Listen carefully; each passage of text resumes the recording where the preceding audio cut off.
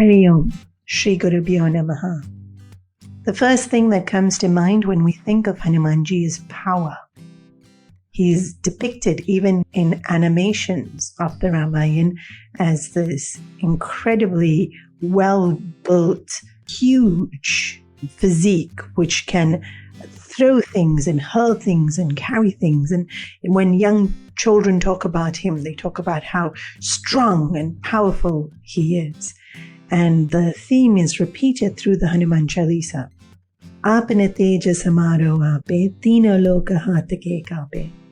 When you show your power, the three worlds tremble with fear.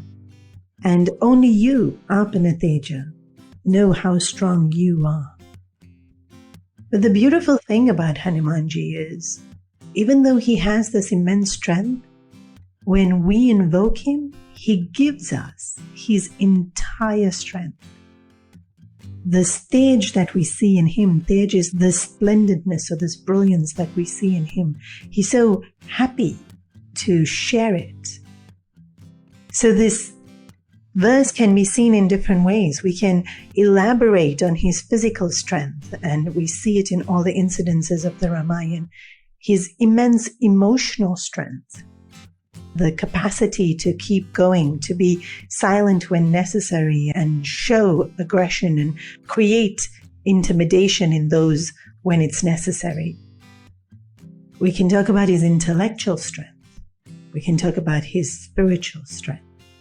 But here when we speak about the three worlds, yes, normally we see hell, heaven and earth, but another interpretation that I've come across is that these three worlds that tremble at the sight of Hanumanji are the three weaknesses that we have within us that cripples us so that we cannot live a life of confidence and well-being.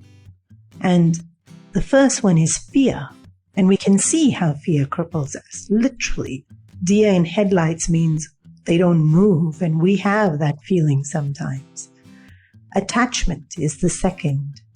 And maybe we don't see this as obviously, but the more we introspect, or maybe sometimes we see it more clearly in other people, that when attachment blinds us, so we can't go beyond a certain point in our thinking, a certain point in even our abilities. And most dreadfully, we don't go beyond a certain point in our understanding. So attachment too holds us back. It becomes a huge weakness. And the last world is ignorance. And actually, it's the first, because ignorance causes attachment, and then attachment causes fear. And ignorance is the root of all our problems. So these three weaknesses, they get scared of Hanuman because they know Hanuman has the ability to completely shatter them and destroy them. They don't stand a chance in his presence. Fear is defeated by faith, and we've seen Hanumanji's faith in the Lord to just hold the Lord's name, and he could cross over the entire ocean. He could carry a mountain. He could grow to enormous heights. His faith that he never left Sri Ram once he met and came in contact with Sri Ram. Attachment is defeated by devotion. When we attach to the higher, then alone are we able to let go of the lower. And Hanumanji is just that embodiment of devotion. After power, if we were to describe him, it would be his devotion to Sri Ram.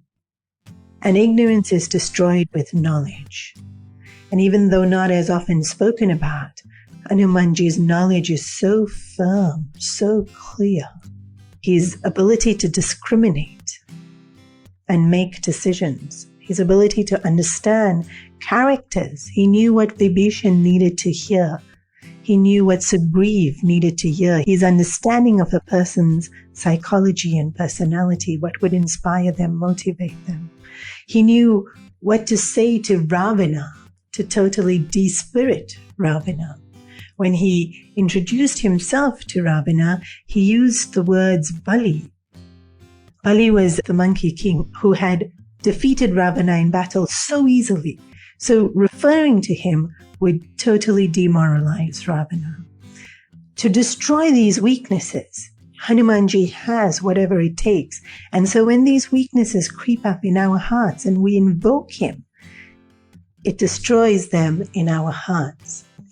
And the best way for us to be able to have the strength that Hanuman has, to be able to invoke him, to have that power and ability, is Satsang. And that's what Hanumanji is constantly doing. He's constantly leading people to Satsang. We see it in the Ramayana. He meets Vibhishan, brings him to Ram. He meets Ram, he takes Sugriv to Ram. Every time, the whole entire monkey army, he takes them to Ram. And there's an interesting incident that's not as well known in the Ramayana to show this so beautifully. When Ramchandraji sends the monkeys out to find Sita, the Hanumanji is not the leader. Angad is, and Jambavan is there as well. And there's this huge troop of monkeys that have gone southwards looking for Sitaji. And day after day they've been walking, and after a while they were tired. They passed through parts of the land where there wasn't as much food and there wasn't as much water, and the body is starting to ache because you're just walking day after day and the sun is hot and very little rest, very little nourishment, and the inspiration that you start off with starts to fade away. And so the troops become very despondent and lethargic and disgruntled. And at that point, Hanumanji thought, okay, we really need something to hold on to. And maybe just a feast would help them get their spirits back. And he was wondering where they would find this. And at that point, he noticed some birds flying, and their feathers were sparkling in the sun because they were wet. And he thought, where did they find this water, so much so that they could bathe in it? And he saw them flying out of this particular hole in a mountain, a cave. And so they trek up to the cave. And within this cave, they find this oasis.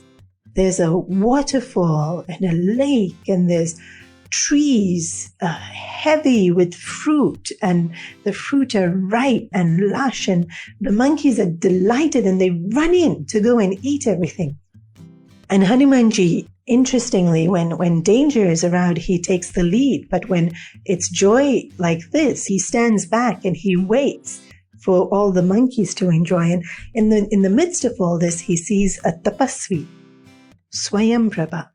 And he realizes that this must be her oasis. And so he goes and he asks her for permission for the monkeys to eat. And she gladly says, let them eat their fill. And he's sitting there looking at her, and she's so peaceful and so much tapas that it's actually shining in her entire being. And he's not saying a word, but she looks at him and she says, you will never find Mother Sita for as long as you look outside. And this is what he had most desperately been trying to do. His mission was to go and find Mother Sita. And what did she mean? And after the monkeys had eaten, she made them all sit and close their eyes and made them look within. And she used her yogic power to move them to the shores of India, from where they could see across the ocean to Lanka and know that Sita was there.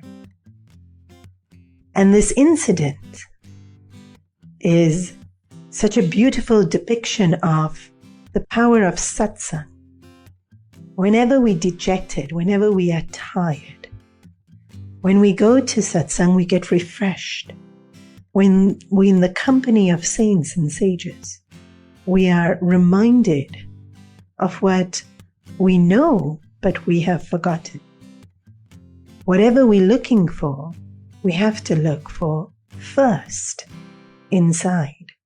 When she made them close their eyes and they centered themselves, they were once again refreshed and able to continue. And she helped them along.